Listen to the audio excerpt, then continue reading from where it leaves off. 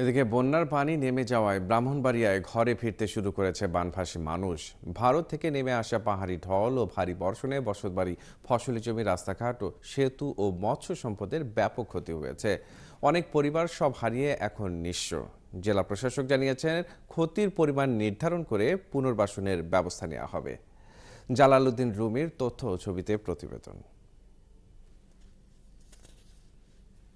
জেলা ব্রাহ্মণবাড়িয়ার আখাউড়া ও কসবা থেকে বন্যার পানি সরে গেছে, দেখা যাচ্ছে ক্ষয়ক্ষতির চিহ্ন। আশ্রয়কেন্দ্র থেকে মানুষ ঘরে ফিরলেও তাদের দুর্ভোগ কাটেনি।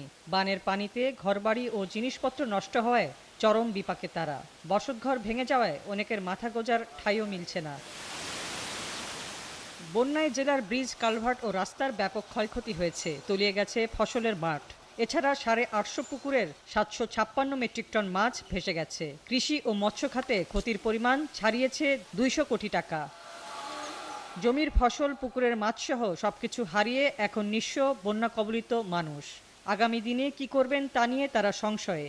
এ বিষয়ে সরকারের সহযোগিতা চান তারা। সব মালগুলো বাড়ি একবার কাদা মাদা অনেক কিছু, অনেক পরিশ্রম লাগতেছে, সব আস্তে আস্তে করা লাগবে।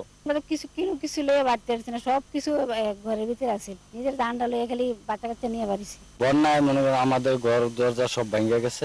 সরকারের কাছে একটা দাবি করি আর কি, সরকার যাতে আমার এই রাস্তাটা একটু করে দেয়। আমার মতো এরকম অনেক মাছ চাষি আছে যাদের সবারই এরকম এই অবস্থা হয়েছে।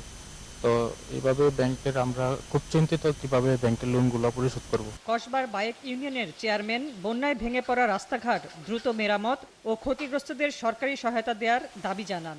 তাদেরকে জন্য কোনো সরকার থেকে কোনো অনুদান দিয়ে তারা যেন সামনের দিকে যেন তাদের জীবিকা নির্বাহ করতে পারে, এই বিষয়টা আমি সরকারের কাছে অনুরোধ রাখবো, দাবি রাখবো এই বিষয়গুলো যেন। জেলা প্রশাসক জানিয়েছেন, ক্ষয়ক্ষতির পরিমাণ নির্ধারণের পর পুনর্বাসন প্রক্রিয়ার বিষয়ে সিদ্ধান্ত নেওয়া হবে। ক্ষতির পরিমাণ নির্ধারণ করার পরে আমরা পুনর্বাসন প্রক্রিয়া কিভাবে করা যায় সরকারের নির্দেশনা অনুযায়ী সেই ব্যবস্থা আমরা পুনর্বাসনের দিকে যাব। বন্যায় ক্ষতিগ্রস্তদের দ্রুত পুনর্বাসনে ব্যবস্থা নেবে কর্তৃপক্ষ, এমনটাই আশা স্থানীয়দের।